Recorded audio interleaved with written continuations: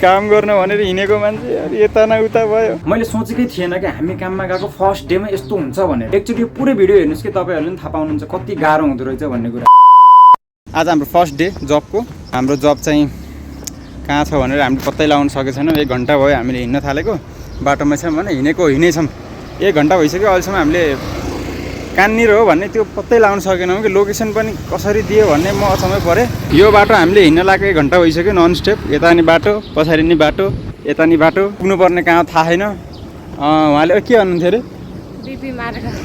BP मार्ग भन्नुहुन्थ्यो। पुरै यो यहाँ माथिदेखि तलसम्म बिपी मार्ग छ क्या। कहाँ हो बिपी मार्ग भने? रातो डाँडा भनेर मान्छेलाई त्यहाँ सोध्नु, अनि त्यहाँबाट के पो फ्रोजन फुड भन्ने नामको छ, त्यहीँ आउनु भन्नुभयो। अब रातो डाँडा अहिलेसम्म भेट्या छैन, फ्रोजन फुड भन्ने ठाउँ अहिले पनि भेट्या छैन। हिँडेको गर्ने भने त हामी त कहाँ पुग्ने? यसरी त बेपत्ता भइन्छ। एकजना अङ्कललाई रातो डाँडा कता हो भन्ने सोधेको, लोकेसन यताको दिनुभयो। अब यो रातो डाँडा त यता यो भनिदिनु भयो। अब मेन हामी पुग्नुपर्ने कहाँ हो त्यो ठाउँ थाहा छैन, लोकेसन पनि सेन्ड गरिदिएनन्। र यहाँ फसाउने मान्छे चाहिँ यो हो। खुब मस्की छ यहाँ मलाई दुःख दिएर। 1.5 घन्टा हुन लागिसक्यो हिँडेको। अहिलेसम्म फर्स्ट डे फर्स्ट जब भनेर मक्खेर गएको काममा ओहो सुरुको दिन यस्तो हुँदो रहेछ भन्ने थाहा भएको त म घरमै सुत्थेँ नि यार बेकारमा। आफ्नो जबवाला ठाउँ नपाए पनि तर भ्यू चाहिँ दामी रहेछ, त्यही एउटा खुसी लाग्यो। यसमा चाहिँ कुनै कमी कमजोरी रहेनछ है। अब यतातिर पनि घर पक्की घरहरू रहेछ, अगाडि चाहिँ बाटै छैन जस्तो छ, त्यही पनि हामी हिँडिरहेछौँ। यसलाई भन्छ बहादुरिता। के भन्ने, मूर्खता भन्ने कि बहादुरिता भन्ने। यो मान्छेले मलाई फसायो कसम।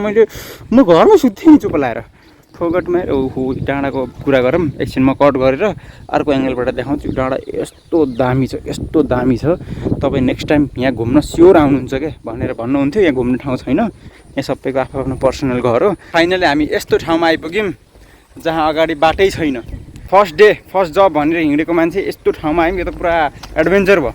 ल बधाई छ। दिमाग खराब भइसक्यो। यो गिदी पनि तात्तिन लागिसक्यो क्या। ओहो हिँड्दा पनि कहाँ हिँड्ने त हिँड्ने एउटा लोकेसन ठ्याक्क थाहा भयो पो यहीँ हिँड्नु छ भन्नु। झ्याउ लाउने यार हिँडेको छ। के भन्न चाहन्छौ? छिटो के भन्न चाहने? अब सुरु जब भनेर मक्ख परेर आइरहेको थियौँ हामी होइन। अब बाटै चिनेन क्या। अब ड्राइभरलाई भनेको ड्राइभरले त बिपी मार्ग भनेर, त बिपी मार्ग त कति ठाउँमा छ। अब तपाईँहरूलाई चाहिँ कुन ठाउँमा छोडिदिउँ भनेको थियो, अनि बिपी मार्ग जाने हामी भनेको त ल यही हो भनेर चाहिँ माथि चौतारामा छोडिदियो। 1.5 घन्टाभन्दा बढी भइसक्यो। फेरि फोन गरेर सोधेको, त्यहाँ होइन त्यहाँभन्दा तल रातो डाँडा भन्ने ठाउँमा हो भन्नुभएको थियो। अनि त्यसपछि फेरि रातो डाँडा भन्दै खोज्दै आएको। डाँडा बाहेक केही छैन, त्यो होटेल हो कि अब के हो त्यो पनि भेटिएन। आजको जब चाहिँ यस्तै भयो। अब दुःख पीडालाई एकातिर राख्दै म अगाडिको भ्यू तपाईँहरूलाई देखाउन चाहन्छु। यस्तो दामी छ अगाडिको भ्यू। म तपाईँलाई फ्रन्ट क्यामेराबाट ब्याक क्यामेराबाट देखाउँछु। हेर्नुहोस्, इन्जोय गर्नुहोस्। अब हाम्रो जब मिस भयो आजको लागि, ठिकै छ, केही भएन। दुःख पीडा दुःख के अरे दिलमा मान्छे चिलमा। र तपाईँलाई म देखाउँछु भ्यू। ल हेर्नुहोस्।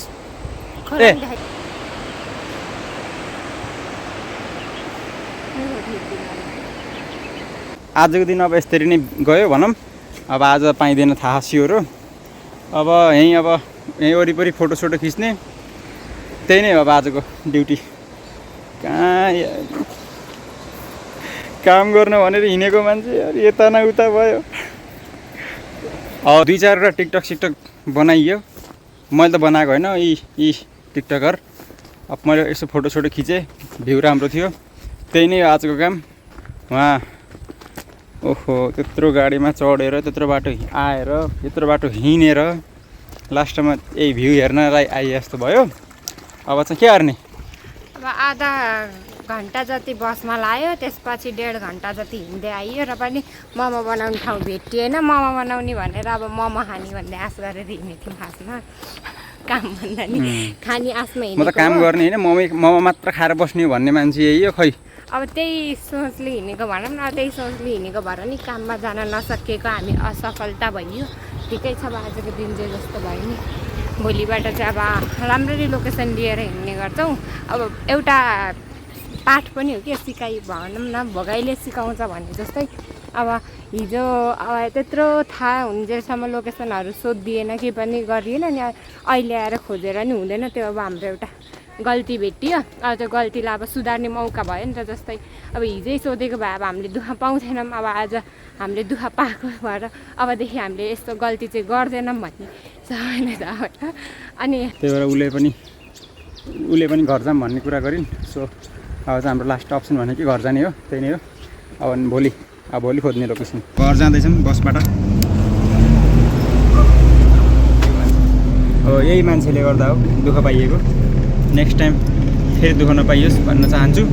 त्यही नै हो। फाइनली बहिनी र म घरमा आइयो। आजको दिन त हो त्यही नै हो। हामी चाहिँ अब कामको लागि भनेर निस्केको थियौँ दुईजना। अनि त्यसपछि बाटोमा अब यस्तै भयो र अहिले चाहिँ हामी घरमा आइसकेका छौँ। त्यही नै हो। अब भोलि हामी फेरि ट्राई गर्छौँ राम्रोसँग लोकेसन कहाँ हो के हो बुझेर क्लियर भएर भोलि फेरि हामी जान्छौँ त्यहीँ के हुन्छ कसो हुन्छ। अनि अब त्यही नै हो। अहिले चाहिँ म घरमा लास्टै खुट्टा पनि दुख्यो, यस्तो खाखा खुट्टा यत्रो बाटो हिँड्दै खुट्टा पनि गल्यो। चिया खाइदिउँ भनेर म किचनतिर आएको छु।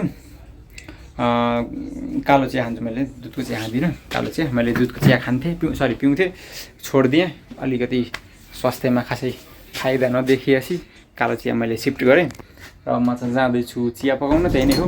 मैले सोचेको पनि थिएन कि हामीले काममा गएको सुरुकै दिनमा यस्तो हुन्छ भनेर। हाम्रो सुरुको दिनमै यस्तो भयो। आई होप नेक्स्ट डेमा चाहिँ यस्तो नहोस् भन्छु म। भोलिको दिन चाहिँ राम्रो होस् भन्ने चाहन्छु मनैदेखि। त्यही नै हो। र आजको ब्लग पनि यति नै। फेरि हामी अर्को ब्लगमा भेटिनेछौँ। र हाम्रो च्यानलमा नयाँ हुनुहुन्छ भने प्लिज सब्सक्राइब गरेर जानु होला। त्यति भन्दै बाई।